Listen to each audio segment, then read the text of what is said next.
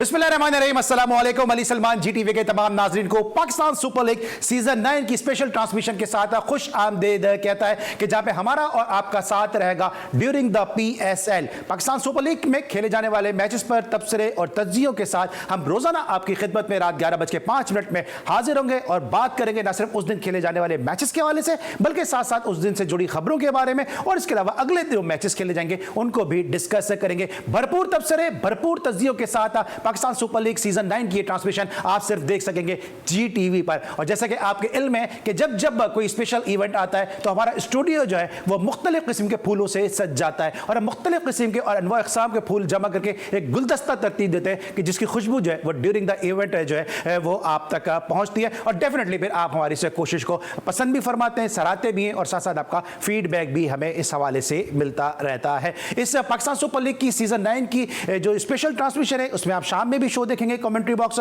उसमें भी जो है वो डिफरेंट गेस्ट मौजूद होंगे, और रात की जो ट्रांसमिशन है 11:05 पे जो होगी जी स्पोर्ट्स की, उसमें भी डिफरेंट गेस्ट मौजूद होंगे। हमेशा की तरह इस ट्रांसमिशन में भी मेरे साथ आज के शो में इस ट्रांसमिशन को इनॉग्रेट करने के लिए मेरे साथ मौजूद हैं जनाब हमारे बहुत ही अपने एक ऐसी शख्सियत, स्पेशल ट्रांसमिशन की जान है। यहीं तक हमारी उनकी दोस्ती होती है जब हम उनका इंट्रो कराते हैं, लेकिन उसके बाद शो जो है वो अपना रुख का तयन खुद करता है। मेरे साथ मौजूद हैं कमर रज़ा इफ़ी साहब। अस्सलाम वालेकुम सर, कैसे हैं आप? वालेकुम अस्सलाम अली, और PSL 9 की मुबारकबाद के साथ साथ GTV को एक मरतबा मैं तो मुबारकबाद देता हुआ अच्छा भी लगता हूँ कि यार मुझे हमेशा वो याद रखते हैं, और मुझे यकीन करें सारे काम छोड़ देता हूँ मैं GTV की इस ट्रांसमिशन के लिए, बोले वो किसी भी इवेंट के हवाले से हो, क्रिकेट के। तो बिल्कुल हम आपको याद रखते हैं कमर रज़ा इफ़ी साहब, ना सिर्फ पाकिस्तान बल्कि पाकिस्तान से बाहर के भी बड़े मकबूल यूट्यूबर, बुरा तो नहीं मान गए यूट्यूबर कह दिया क्योंकि आप लोग बुरा मान जाते हैं, मसला ये कि यूट्यूबर बोलो आप लोग बुरा मान जाते हैं। अली तुम्हें यूट्यूब एनालिसिस चाहिए या फिर जो इलेक्ट्रॉनिक वाले एनालिसिस? मुझे बाबर आजम के अलावा के एनालिसिस चाहिए बस, जिसमें बाबर आजम ना हो। तो अब फिर आप इंतजार करेंगे उनकी बारी भी आ जाए। चले ठीक है, उनकी बारी आती है, ला दी जाती है उनकी बारी जो है। लेकिन जनाब जो दूसरी शख्सियत मौजूद है, इंतहाई जबरदस्त गुफ्तगू करते हैं, पाकिस्तान की स्पोर्ट्स इंडस्ट्री का एक बड़ा नाम है, सिंध जो स्पोर्ट्स एसोसिएशन है उसके बड़े फाल रुकन हैं, उसके बानी रुकन में शुमार होते हैं। इसके अलावा पाकिस्तान स्पोर्ट्स राइटर फेडरेशन जो है उसमें बहुत ही वाइटल रोल प्ले करते हैं, और साथ साथ जो इनका एक बड़ा खासा है वो ये है कि जो स्पोर्ट्स एंड स्पोर्ट्स जर्नलिस्ट के हवाले से जो है वो हर मुमकिन और हम वक्त ये दस्तयाब रहते हैं। बड़ी ज़बरदस्त इनकी कलम की जो काट है वो भी बड़ी ज़बरदस्त है, और जो गुफ्तगू की जो चाशनी है, जो तंज़ो बिज़ा के नश्तर हैं वो भी इनके बड़े ज़बरदस्त होते हैं। हमारे बहुत ही अपने असगर अजीम साहब हमारे साथ मौजूद हैं। असगर भाई, वेलकम टू द शो, कैसे हैं आप? बहुत शुक्रिया अली भाई, बहुत शुक्रिया। और मैं समझता हूँ कि नौ मौलूद बच्चा मुबारक हो, 9 साल का तो हो गया।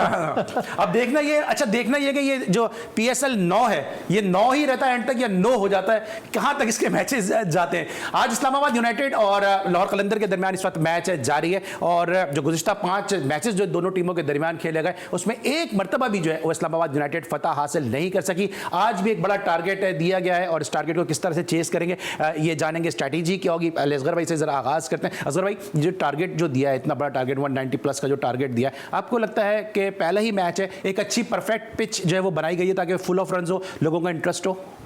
देखिए अली भाई, अब पहला मैच है और पहले मैच में बड़ा ज़बरदस्त क्राउड है, और उस क्राउड के में होम टीम का परफॉर्म करना बहुत ही अहम होता है। और मेरे ख्याल से जो है जो टारगेट 196 का है उसमें मैंने ये देखा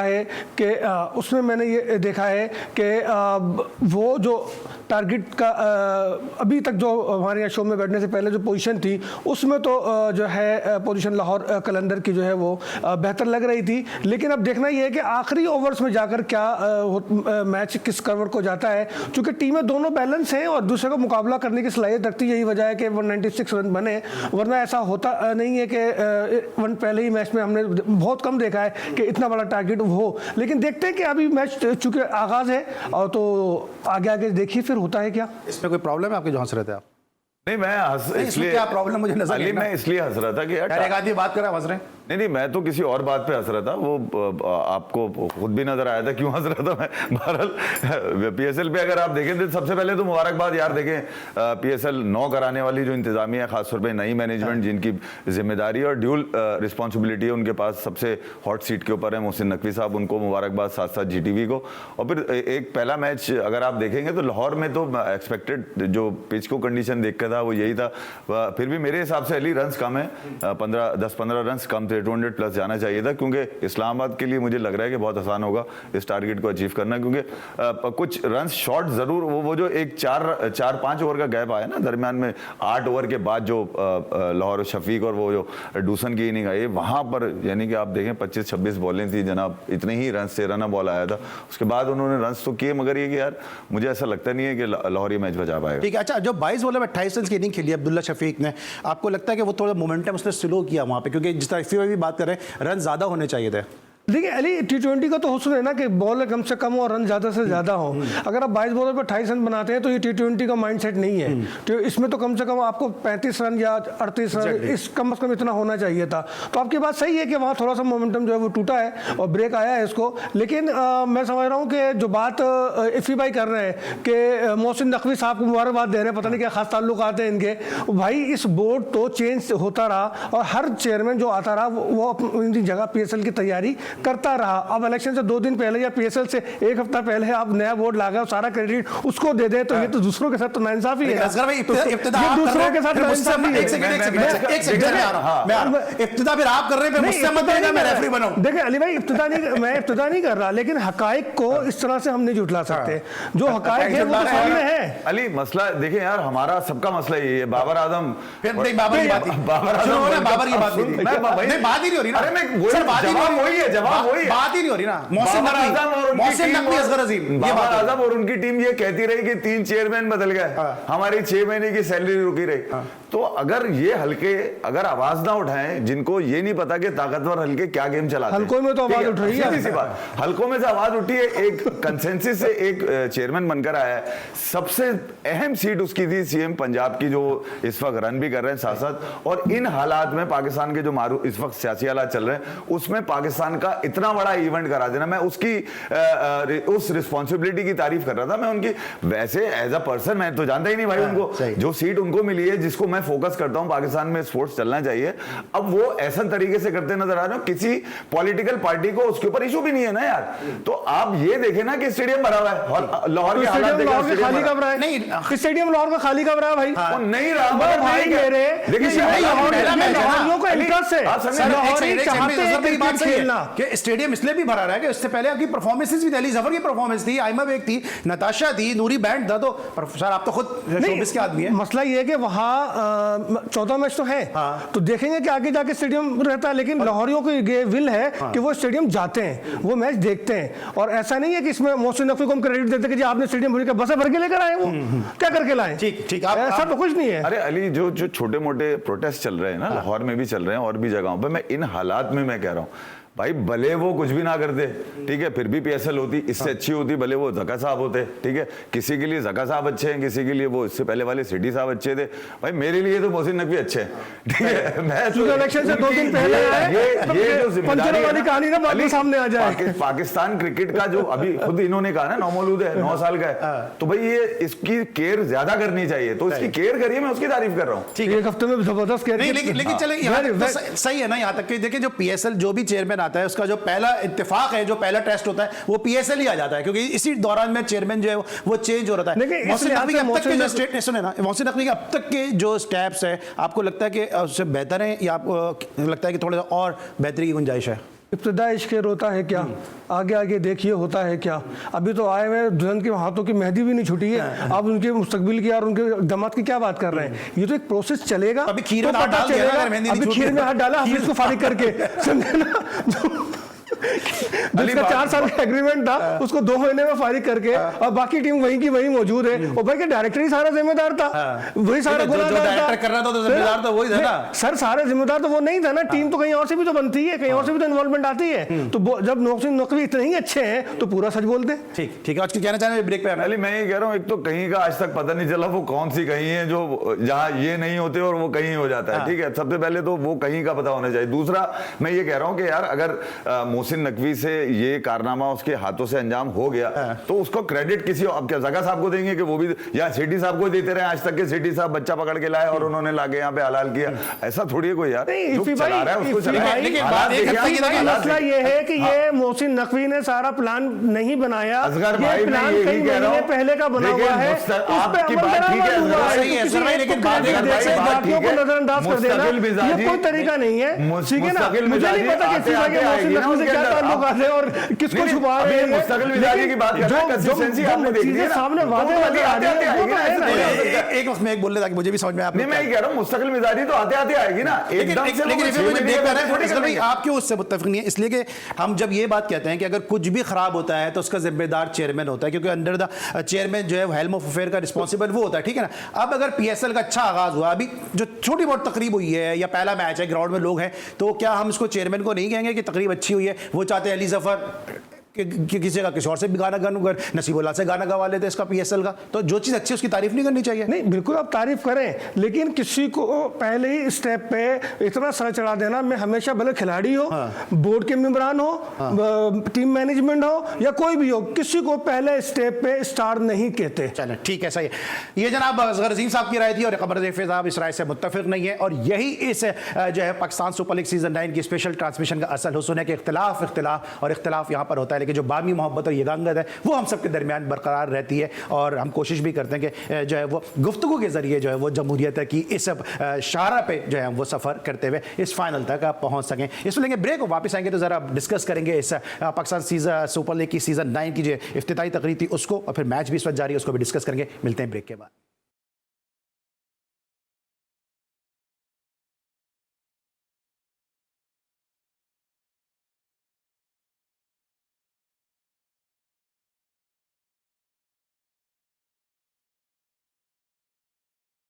welcome back after the break. अब हम बात करें पाकिस्तान सुपर लीग के हवाले से, लेकिन साथ साथ एफआई बैठे हों और इंडिया की क्रिकेट पे बात ना हो, ऐसा हो नहीं सकता। इंडिया और इंग्लैंड की टीमों के दरमियान राजकोट में टेस्ट मैच जारी है और यहाँ पर इंडिया की जो पोजीशन है काफ़ी मुस्तहकम हो गई है। ये टेस्ट मैच जो है काफ़ी हवालों से यादगार रहेगा। एक तो सरफराज खान का बड़ा ड्रीम डेब्यू हुआ और उसमें जो उनके फादर थे, जो उनकी अहलिया थी, उनकी जो वीडियो थी वो काफ़ी वायरल हुई हैं कि जहाँ पे वो फिरते जज्बात से जो है उनकी आंखों में आंसू भी आए और किस तरह से फिर उनको जो है वो टेस्ट कैप अनिल कुंबले ने दी। फिर इसके अलावा इंडिया की पोजीशन काफ़ी मजबूत है।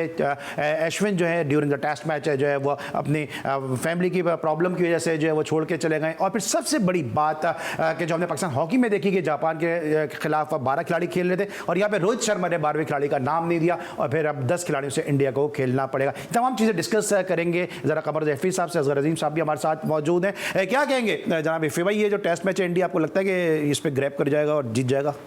यार अली, इंडिया इस वक्त इस माइंडसेट के नीचे आया हुआ है जिसके नीचे पाकिस्तान आया हुआ था। इतनी बड़ी टीम, इतने बड़े बॉलर्स लेकर इंडिया, पहला टेस्ट अगर आप देखें डेफिसिट 190 का, उसके बाद इंडिया को मैच लग गया अनबिलीवेबल 300 350 रन ये चेस करने के लिए इंग्लैंड को दे रहे हैं। इंग्लैंड का अगर आप देखें 80% इंग्लैंड फोर्थ इनिंग का विनर है, वो फोर्थ इनिंग में छोड़ता ही नहीं है, वो 85% उनका एवरेज है, विन एवरेज। तो वहाँ इंग्लैंड से उनकी सेकेंड टेस्ट में जीत तो आएगी विशाखापट्टनम में, मगर उनका एक डर पता चल गया कि यार ये इस बात से डरे में कि इंग्लैंड ने सोचा हुआ है कि यार हमें हारने की फिक्र नहीं है। इंडिया को शायद डर इस बात का होगा, अश्विन उनके पास, कुलदीप उनके पास, जडेजा उनके पास, अक्षर उनके पास, ऊपर रोहित शर्मा, शुभमन गिल, जायसवाल, इतनी बड़ी टीम, बुमराह, सिराज, मतलब यार और क्या चाहिए आपको। उसके बावजूद वो उस दबाव में आ गए इंडिया, और अभी तक दबाव में है। क्योंकि अगर आप ये वाला टेस्ट देखें जो राजकोट में खेला जा रहा है, जहाँ पर ठीक है ऊपर पहले इनिंग में रोहित शर्मा ने, क्योंकि उन पर ड्यू थी 25-26 इनिंग से जायद उनकी हो चुकी थी, टेस्ट में उनकी सेंचुरी नहीं आई थी मेरे ख्याल में, तो वो उनके लिए बड़ा अहम था। वहाँ उन्होंने सेंचुरी मारी, नीचे से आगे फिर थोड़ा बहुत सरफराज ने मारे, रन बॉल मारे। वो स्पार्क देखने के बाद जो आपने बीच में ऐड किया, देखें सन ऑफ सॉइल बन के निकला वो 4 साल से नजरअंदाज किया जा रहा था वो बच्चा, और एक लिमिट हो चुकी थी कि उसको अब लिया है तो खिलाना पड़ेगा। और वो देखें यार हालात ऐसे बनाए कुदरत ने उसके लिए कि इंडिया इतनी मजबूत टीम उसमें उसको जगह मिली, 140 करोड़ में उसको जगह मिली और अल्लाह ने उससे रन्स भी करवा दिए। नियत जो होती है ना वो आपके खेल में नजर आती है। अच्छा, नियत ऐसा नहीं है, उसने ये नहीं कहा कि मैंने कोशिश करी, मैंने यूं किया, ड्रामा नहीं किया। उसने बोला 4 साल रणजी के मैंने 90 प्लस मेरा एवरेज रहा है तो मैं परफॉर्म करके दिखाऊंगा। और इंग्लैंड के माइंडसेट को सबसे पहले उसने आके किल किया, क्योंकि जिस पोजीशन में रोहित जडेजा खेल रहे थे, रविंद्र जडेजा जो पल रहे हैं, मैं हमेशा से कहता हूं जडेजा पल रहा है वहां पर, और वो किस सेटिंग पे खेल रहा है, क्या सेटिंग है, उनके भी सियासी कोई ना कोई आंकड़े हैं जो जडेजा टीम में रहते हैं, वरना उनकी जरूरत नहीं पड़ती है, क्योंकि मैच विनर नहीं है ना यार। मैं सिर्फ ये बता रहा हूं कि वहां पर इसने आकर 66 बॉलों पे यानी कि 45 बॉलों पे टेस्ट में 50 पहला इतना प्रेशर के यार मैं नहीं चला तो फारिग हूं, क्योंकि यार वहां तो आपको पता है इतने लोग बेंच के ऊपर बैठे हुए हैं इंडिया के अंदर, इतनी गर्म बेंच है उनकी, एक जाता है दूसरा उससे ज्यादा फिट नजर आता है। तो वहां पर इस वक्त इंडिया की पोजीशन देखने में तो जीत की जरूर है, मगर इंडिया अभी तक इस बात से बाहर नहीं आ पाया कि यार इंग्लैंड को किस तरह से मार दिया। असगर भाई, ये जो भी बात कर रहे हैं कि जिस तरह सरफराज खान की बात कर रहे हैं कि 4 साल उन्होंने इंतजार किया, जिस तरह से बैटिंग की उन्होंने, फास्टेस्ट 50 उनकी age a debutant test player of India, Sarfaraz की बैटिंग को किस तरह से देखते हैं कि इतने प्रेशर में आया, फिर दूसरी तरफ जिस तरह से उनको मौके देर में मिले, फिर जडेजा ने जिस तरह से उनको आउट करवाया या आउट हो गए, वो जो भी कुछ है, बड़ा बैड लग रही है सरफराज के साथ आउट होने के मामले में। देखिए अली भाई, सरफराज नो डाउट के एक टैलेंटेड प्लेयर था और वेटिंग लिस्ट में वो चल रहा था, बेंच पे था वो, लेकिन आपको ये याद बताता चलूँ कि सरफराज कहीं का भी हो आता बड़ी मुश्किल से है, और जब आता है तो छा जाता है, और वो धोखा भी नहीं देता। तो सरफराज की ये क्वालिटी है, इस नाम में ये तासीर है कि उसका हक मारा नहीं जाएगा, भले ताखिर ज़रूर होती है। तो सरफराज नो डाउट इंडिया का हो या पाकिस्तान का हो, वो हमेशा मुश्किल वक्त में ही आया और मुश्किल वक्त में ही वो टीमों को अपनी टीम को बचा कर गया। तो आप ये देखें कि सरफराज ने अगर 45 रन फास्टेड 50 टेस्ट 50 बनाई है, तो मैं समझता हूं कि रन आउट होने से बेहतर, करवाने से बेहतर तो हो जाते। तो ये कम से कम अखलाकियत का एक तकाजा है, और वैसे भी आजकल अखलाकियत के सबक बहुत ज़्यादा पढ़ाए जा रहे हैं। तो मेरा ख्याल है कि सरफराज को मुबारक हो, और इंडिया को भी उसकी मुबारकबाद दूंगा कि उनको एक अच्छा प्लेयर मिल गया। वरना इस वक्त जो इंडिया की टीम की पोजीशन है अगेंस्ट इंग्लैंड, तो मैं तो सिर्फ एक जुमला कहूंगा कि नाम बड़े दर्शन छोटे, नाम बड़े दर्शन छोटे। अच्छा, ये ईशान किशन का क्या मामला चल रहा है? सरफराज से कुछ कहना चाह रहे हैं, ईशान किशन का भी बता दें साथ साथ क्या मामला चल रहा है। सरफराज पे नहीं कहना चाह रहा था, मैं सिर्फ सरफराज पे याद दिलाना चाह रहा था कि 2015 वर्ल्ड कप, जो असगर भाई ने ये बात करी ना सरफराज की, कि कहीं का भी वो मुश्किल में रहता है, आता है तो छा जाता है। 2015 वर्ल्ड कप सरफराज को ओपन करा दी गई, जहां 49 पे वो रन आउट हो गया था, याद हो। तो इनकी सिमिलैरिटीज भी बड़ी है, आपको आप ये देखें। तो मैं ये कह रहा हूँ कि उनकी भी बेगम ग्राउंड में होती है, इनकी भी होती है। इनकी भी ग्राउंड में होती है। अच्छा, मैंने अपनी YouTube के ऊपर, अली बड़ी मजे की बात है, मैं पूरा शो कर गया उसके ऊपर बता के कि वो उसकी अम्मी से हाथ में लाके चले गए रोहित शर्मा, मुझे नहीं पता था उसकी बीवी है। तो यही तो फर्क है एनालिस्ट में, YouTube में हम कहते हैं बुरा बात जाते हैं। उसकी बीवी थी वो, मुझे क्या पता, मैंने अम्मी से हाथ मिलाया, चला गया आशीर्वाद लेके रोहित शर्मा। हाथ नहीं मिला था रोहित शर्मा, ये बता दूं मैं आपको, बहुत कम आपको रेयर मिलेगा कि रोहित शर्मा की। सर ईशान किशन का तो बताया ना क्या चल रहा है? ईशान का देखिए यार, अली डिसिप्लिन का इशू है, आप कॉन्ट्रैक्ट उनका हाथ से जा रहा है। नहीं, उसने टेटवा दबा दिया ना सारे खिलाड़ियों का वहां की। उसने बोला सिलेक्शन और मैनेजमेंट जो बोलेगी वो खिलाड़ियों को करना पड़ेगा। मैंडेटरी कर दिया आईपीएल खेलने वालों को कि उन्होंने 4 से 5 गेम रणजी के खेलने। देखिए यार अली, आपने क्रिकेट चलानी है, आप पेरेंट बॉडी है, आपने इनके लिए आसानियां पैदा करनी है। आप जब तक इनको इस सर्किल के अंदर नहीं लेंगे, डिसिप्लिन में नहीं लेंगे, कुछ भी नहीं। एंड्रू साइमंड ऑस्ट्रेलिया की मिसालें देते हैं, आप इंग्लैंड की मिसालें देते। डिसिप्लिन सबसे अहम चीज है। ईशान किशन हुए, श्रेयस अय्यर है, रविंद्र जडेजा, ये बड़ा रिलैक्स मोड में घूम रहे हैं भाई। इनके नीचे खेल रहे हैं रोहित शर्मा, विराट कोहली, बुमराह, सिराज, इनके पास नीचे इतने सारे हैं, ये उनके ऊपर पल रहे हैं। मैं आपको सच बात बताऊं, पल रहे हैं ये, इतने चौड़े चौड़े हुए में करोड़ों रुपए ले लेके। ये जब मौत क्यों आई हुई है? अपने घर में टेस्ट बचाने मुश्किल पड़ते हैं, और यकीन नहीं होता कि 450 डिफेंड कर लेंगे। ये हालत हो गई, इतनी गैर यकीनी की कैफियत है। तो उनको अपनी क्रिकेट बचानी है भाई, तो इसलिए वो डिसिप्लिन लागू कर रहे हैं। ईशान किशन का इशू यही आ रहा है कि यार उसको सिलेक्टर्स ने बोल दिया कि भैया खेलोगे जाओ। अच्छा चलिए, मुझे जल्दी से ब्रेक पे आना है। जल्दी से बताएं, ये जो गलती की अभी रोहित शर्मा ने 12वें खिलाड़ी का नाम नहीं दिया, इतना प्रूवन कैप्टन ये गलती कर गया। अभी यही बाबर आजम करता तो अभी आप ये सीट से 2-2 फीट ऊपर होते। अली वो जो करोड़ों रुपए लेके बेंच पे पीछे बैठे होते हैं ना डगआउट के अंदर, ये इनका काम है, मैनेजमेंट का और टेक्निकल कमेटी। साइन कौन करता है? कमाल हो गया अली यार, शीट पे साइन कौन करता है यार? टेक्निकल कमेटी जब शीट पे साइन कौन करता है? मैं यही कहता हूं, वो किस लिए बोल रहे हैं? शीट पे साइन कौन करता है? यार साइन तो उसको शीट पकड़ा उसको नजर नहीं आ रहा, बाद में गाड़ी का नाम दिया। कमाल बात कर रहे हो। अच्छा रोहित शीट शर्मा- पकड़ा, अभी अब असगर उसका भाई ने फोटो बोला, दिया एक क्या? सेकंड, नहीं एक साइड, चीखने से काम नहीं चलेगा। असगर भाई ने बोला टीम कहीं और से बनती है तो आपको बहुत शतापे लग गए कि जी टीम कहां से बनती है हमें पता चले। अभी वो साइन कर रहा है, आप बोल रहे हैं कि उसको शीट दे दी जाती है। असगर यार भाई तो तजाद है अपने यार। हालात तो कहीं पर भी लागू कर देते हैं भाई, वहां के हालात हो सकता है ना हो। अच्छा चलो मैं जरा ब्रेक ले लूं, वापस आके फिर करता हूं। नहीं वापस आके असगर भाई, असगर भाई वापस आके करता हूं मैं जरा, ये बात ये फंस गए अभी यहाँ पे।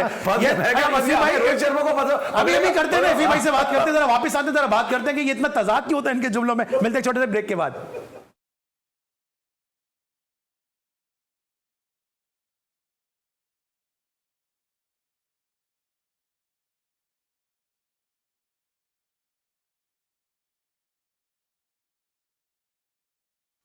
Welcome back after the break. और ब्रेक पर जाने से पहले हम डिस्कस कर रहे थे पाकिस्तान सुपर लीग के इस इफ्तिताई मैच को कि जहां पे इस्लामाबाद यूनाइटेड को जो है अब वो 19 बॉलों पर 21 रन दरकार हैं इस मैच में कामयाबी के लिए। एक बड़ा स्कोर चेस करने के लिए इस्लामाबाद यूनाइटेड जा रही है और बड़ी कंफर्टेबल पोजीशन में इस वक्त इस्लामाबाद यूनाइटेड है क्योंकि इसकी महज सिर्फ 2 विकेटें गिरी हैं। सलमान आगा इस वक्त क्रीज पे मौजूद है, उनसे बड़ी उम्मीद है कि वो जो है वो इस मैच में यूनाइटेड के लिए अच्छा परफॉर्म करेंगे। असगर भाई 19 गेंदों पर 21 रन, इस वक्त मैच अगर कोई बड़ा मेरिकल ना, ऐसा लगता है कि मैच इस्लामाबाद यूनाइटेड के हाथ में।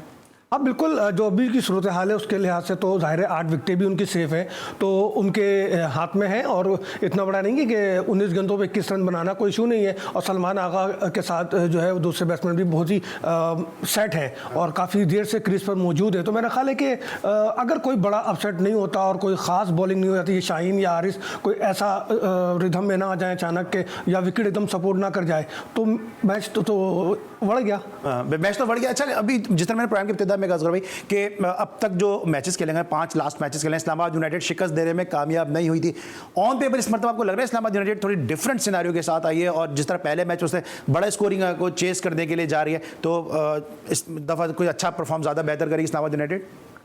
देखिए इस्लामाबाद यूनाइटेड की इस वक्त टीम में जो चंद तब्दीलियां हुई हैं और उन तब्दीलियों को देखते हुए टीम थोड़ी सी उनकी बेहतर हुई है लास्ट सीजन्स की निस्बत। तो मेरा ख्याल है कि बहुत ज़्यादा परफॉर्म करे ना करे लेकिन फाइनल 4 में तो इस्लामाबाद यूनाइटेड जाती नजर आती है। कैसा देख रहे हैं आप इस मैच को कि जहाँ पे इतना बड़ा टारगेट चेस करने बड़े कंफर्टेबल जा रहे हैं इस्लामाबाद यूनाइटेड? नहीं यार अली, देखिए यार मुझे ऐसा लगता था कि जो पिच, क्योंकि मैं एक जगह वसीम अकरम को भी सुन रहा था उस वक्त बैठा हुआ किसी वक्त, तो बात ठीक कर रहा था कि यार यहाँ कम से कम 180-90 जो लाहौर में बन ही जाता है, मगर जो पिच नज़र आ रही है उसको देख के 200 प्लस, और बात बिल्कुल ठीक है उसकी कि अगर आप देखेंगे कि लाहौर को अगर आप ओपनिंग स्टैंड देखते हैं तो 66 के 65 प्लस तो रन्स मारे उन्होंने पावर प्ले के अंदर। और उसके बाद मतलब 8 ओवर के बाद जो गेम चला, जो तकरीबन 4-4.25 ओवर गए, वहाँ पर लाहौर थोड़ा सा मुझे कम लग रहा है, जहाँ पर उसने 25 बॉलें कोई 20-22 रन बनाए हुए हैं। तो ये हालांकि डूसन और वो दोनों खेल रहे थे, शफीक ने उसके बाद अपने आप को एक्सीलरेट भी किया, मगर यार जो टाइम जो था जो आपने यूटिलाइज करना था वो वही ओवर से जो आपने शादाब के और इमाद के, ब्रिलियंट बॉलिंग बाय शादाब, अभी वो बैटिंग कर रहा है, वो लड़का बड़ा इग्नोर किया गया, ठीक है, उसको बादशाह या वजीर बनना पड़ा, उसको कई सियासी प्लेयर्स को जो जनाब जवाब देना पड़ा। आखिरकार उसको पता है कि परफॉर्मेंस जीतेगी, उसने मेहनत करी है, नजर आ रही है उसकी मेहनत यहाँ पर। और अगर ये उसको तो ऐसे बॉलर खिलाते हैं ना, वैसे बैट्समैन तो नहीं खिलाते, बॉलिंग में तो परफॉर्मेंस शादाब खान की हमेशा से क्रिटिसाइज हो रही है। आज तो बेहतर है यार। नहीं वही मैं कह रहा हूं, आप जो बात कह रहे हैं तो बॉलिंग को क्रिटिसाइज करते थे ना, बैट्समैन बैटिंग की स्किल्स को थोड़ी क्रिटिसाइज करते थे शादाब की। अली उसकी बॉलिंग, मसला वही है ना कि आपने उसको उसके अलावा कुछ दिया, उसको रिलैक्स इतना रखा आपने, ठीक है। हमारे खिलाड़ी खराब क्यों होते हैं? वजह ये ना रिलैक्स हो जाते हैं वो, ठीक है, ये कर लेगा वरना जवाब तो ये दे ही देगा। असगर आपको क्या लगता है कि अब जो राशिद खान की कमी महसूस हुई है क्योंकि इस तरह कंफर्टेबल विन की तरफ जा रही इस्लामाबाद यूनाइटेड, और जो हमारे साथ रियाज आफरीदी मौजूद थे जो बॉलिंग कंसल्टेंट हैं लाहौर कलंदर के, उनका भी कहना था कि राशिद अच्छे बॉलर जरूर हैं लेकिन हमारे पास रिप्लेसमेंट है उनकी, लेकिन आज हमें नजर नहीं आया बॉलिंग में, हारिस रऊफ पिटते नजर आए और जो दीगर बॉलर है वो पिटते नजर आए। राशिद की कमी महसूस हो रही है? अब बिल्कुल राशिद की कमी महसूस होगी, चूँकि राशिद ना सिर्फ PSL में कामयाब बॉलर था बल्कि वर्ल्ड वाइड वो कामयाब बॉलर, ICC रैंकिंग का टॉप रह चुके हैं वो, तो राशिद की कमी तो उनको महसूस हो रही है। लेकिन बात चूँकि ये शादाब की है तो मैं शादाब एज ए बॉलर ही आया था, बाद में उसने अपनी बैटिंग को बेहतर किया और एक ऑलराउंडर की शक्ल उसने बनने की कोशिश की, तो वो बॉलिंग ऑलराउंडर है और उसकी जो बॉलिंग है वो वाकई आप सही कह रहे हैं कि वो PSL में या इंटरनेशनल मैचों में उससे काट पार्ट में नहीं है जो होनी चाहिए थी, जिसकी तवक्का की जा रही है। तो इस लिहाज से तो शादाब पे तनकीद की जा सकती है, लेकिन एज ए बैटिंग बैट्समैन जो उसका काम नहीं है, उसका डोमेन नहीं है, लेकिन वो काम वो करके दे रहा है, तो वो एक सपोर्टिंग रोल है उसका। अच्छा, मुझे ब्रेक पे आना, क्विकली मुझे बता दिएगा कि क्रेडिट जाता है यहाँ पे अफगानिस्तान के प्लेयर को कि हमारे प्लेयर की तरह अपनी नेशनल टीम को छोड़ के वो लीग नहीं खेल रहे हैं, इन्होंने PSL की कुर्बानी दी, राशिद ने और अरशद नेशनल ड्यूटी पर हैं। अली बिल्कुल है। और मैं अभी जो पहले हमने पहले सेशन में बात कर रहे थे, क्रेडिट मैं फिर मोहसिन नकवी को दूंगा। देखें यार, एक जगह IL T20 का फाइनल खेला जा रहा है, BPL ऑलरेडी खेला जा रहा है, फिर अफगानिस्तान की एक सीरीज चल रही है, इंडिया इंग्लैंड की चल रही है। इस दरमियान में विंडो में आपने PSL की इनॉग्रेशन, एक बड़ी जिम्मेदारी है जो कामयाबी से चलेगी आगे। ठीक है, कंसिस्टेंसी पे सवालात बाद में उठेंगे जब चीजें आपको नजर आएंगी कि नहीं यार पहले स्टेप अच्छा नहीं जा रही। मगर अगर शादाब की कैप्टनसी की आप बात कर रहे थे, तो यार मुझे लगता है, मैं राशिद की बात करता कि नेशनल ड्यूटी पर है वो और उन्होंने लीग को तर्क किया। अली वो खत्म हो गई ना बात, आप समझ लें कि भाई उनके मैचेस चल रहे हैं ना यार। तो यहाँ भी तो चल रहे थे, जो हारिस रऊफ बिग बैश खेलने चले गए थे। कौन? टेस्ट मैच छोड़ के गए थे ना बिग बैश खेलने। क्या हुआ उनके साथ? नहीं, मैं यही तो कह रहा हूँ ना कि फर्क है ना, ये फर्क है ना दोनों की सोच है। मुझे ये रोना ही पसंद नहीं है अली, कि वो नहीं है, वो होता काश, ये बेकार है ना, है ही नहीं एक आदमी, उसमें क्या बात करेगा आदमी। ठीक है, चले। इफ़ी भाई को पसंद नहीं है, अब इनकी पसंद पे हम शो चलाएंगे, फिर ब्रेक लेते हैं, वापस आते हैं, मैच को डिस्कस करेंगे। मिलते हैं ब्रेक के बाद।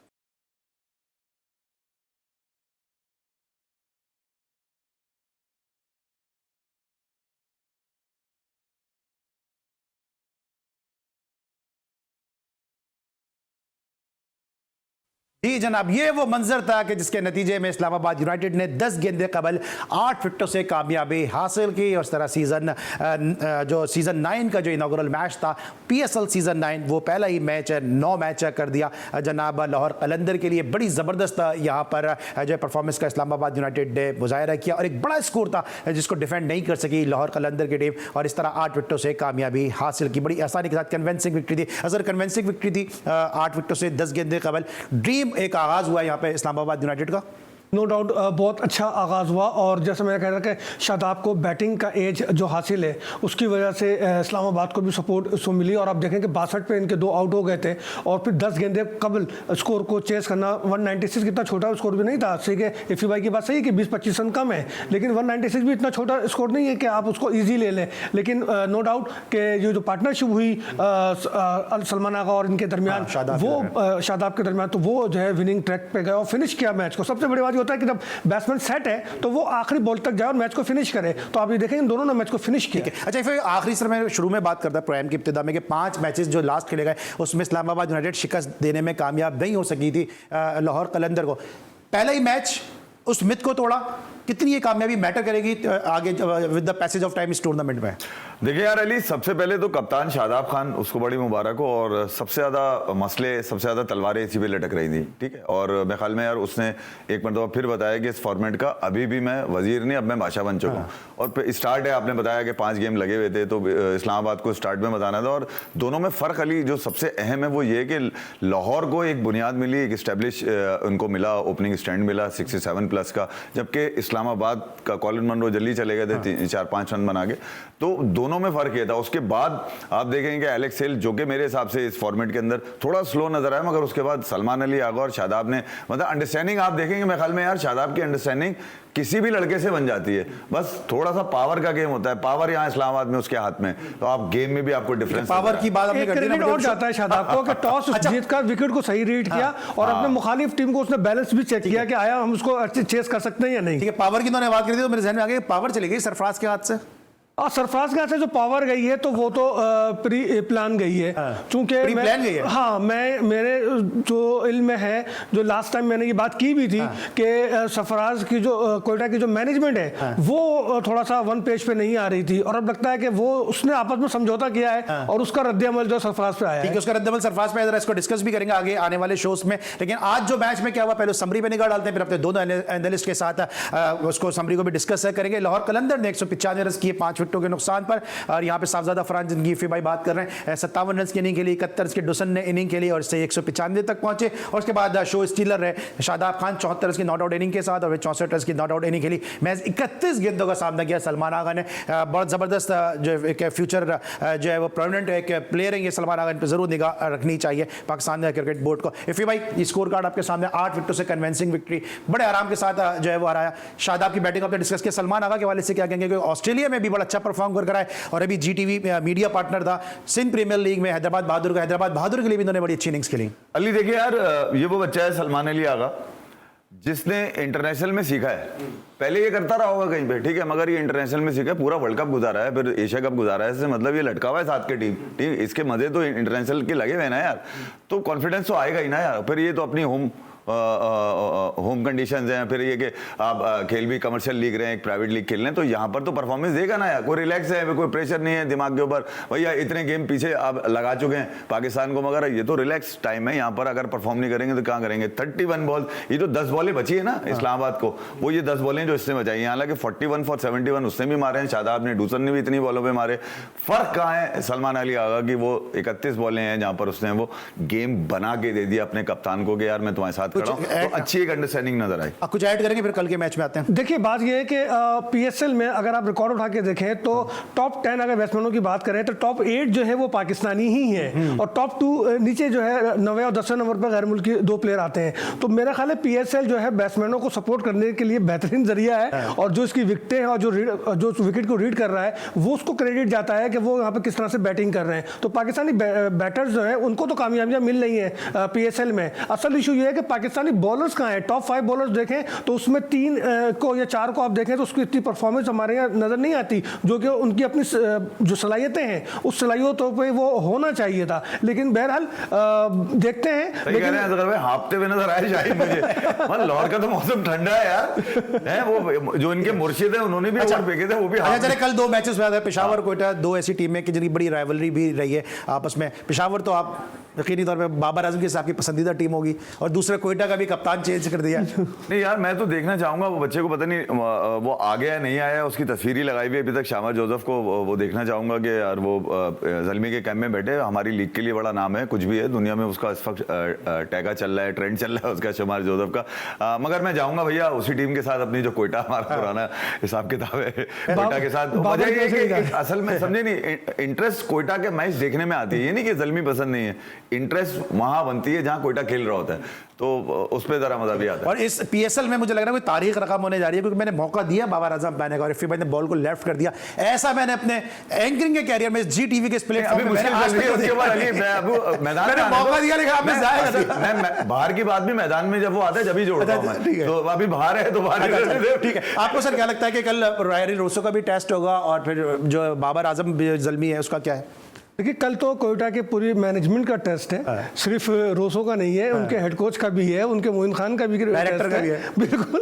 तो देखते हैं, हमारी दुआएं कोयटा ही के साथ हैं और हमारी कोशिश, हमारी दुआएं हैं और हम चाहेंगे कि कोयटा का जो नया तजर्बा है वो कामयाब हो। लेकिन हमने तो तारीख में ये देखा है कि सरफराज से जो चीज़ छीनी गई है वो तबाह हुई है, जो चीज़ छीनी गई तबाह। अच्छा, मुल्तान और कराची का भी मैच है कल और शान मसूद पहले मुल्तान सुल्तान को लीड करते थे, ये मैच कितना इंपॉर्टेंट होगा कराची को? जिस तरह रिजवान ने भी कहा कि शान मसूद को बहुत मालूमात है मुल्तान की टीम के बारे में। जी भाई, शान कप्तान है कराची के यार, कमाल हो गया। मैं ये कह रहा हूँ कि शान सीख लेगा ये T20 में। मुझे याद है एक दफा बाबर आजम ने कहा था शान के लिए कि भैया हमें तो 4-5 नंबर के लिए बंदा चाहिए नीचे खेलने के लिए, मगर शान भाई तो ओपन करते हैं तो इसलिए जगह नहीं बन रही। 4 महीने के बाद अगर मैं अभी इनको ये नहीं पता कि शान कप्तान है कराची का, भी मैं पूछ लूं सपोर्ट के विराट कोहली ने कितने गिलास पानी पिया ना, वो इनको पता होगा यार। मैं अली थोड़ा सुन तो ले यार, मैं कह रहा हूँ शान 4-5 महीने में सीख कर आ गया, T20 वर्ल्ड कप तक लटके तो सब यही आगे सीखते हैं। ठीक है, आखिरकार वो टेस्ट के कप्तान बन गए, अब वो सही जगह थी वहां पर आ गए। ठीक है, शान ठीक है कप्तान है, पाकिस्तान की अपनी लीग है, उसमें फ्रेंचाइज किसी को कप्तान बना सकती है, हम तो रिस्पेक्ट करेंगे भाई शान की, वो पाकिस्तान से खेलता है, मगर शान के ऊपर एनालिसिस नहीं बनते। मेरी T20 देखता हूँ ना, मुझे घबराहट होती है कि भैया वो इतने तेज शॉट देखकर समझ में नहीं आ रहा ना किसके साथ है, मुल्तान के साथ है, कराची के साथ है, जाऊंगा तो कराची किंग्स के साथ, कराची लगा हुआ है उसके साथ। एक साजिश मुझे पता चला, साजिश पता चली थी कि सरफराज की तस्वीर लगी हुई है बाहर नेशनल स्टेडियम की, सुना है वहाँ रायली रोसो की तस्वीर लगाई जा रही है। ये सुनने में आया था मेरे असगर भाई, क्योंकि फील्ड में होते हैं तो मैं सोचा पूछ लूं। मैं असगर भाई बताए भाई, देखें अभी तो काम जारी है और काम होनी जगह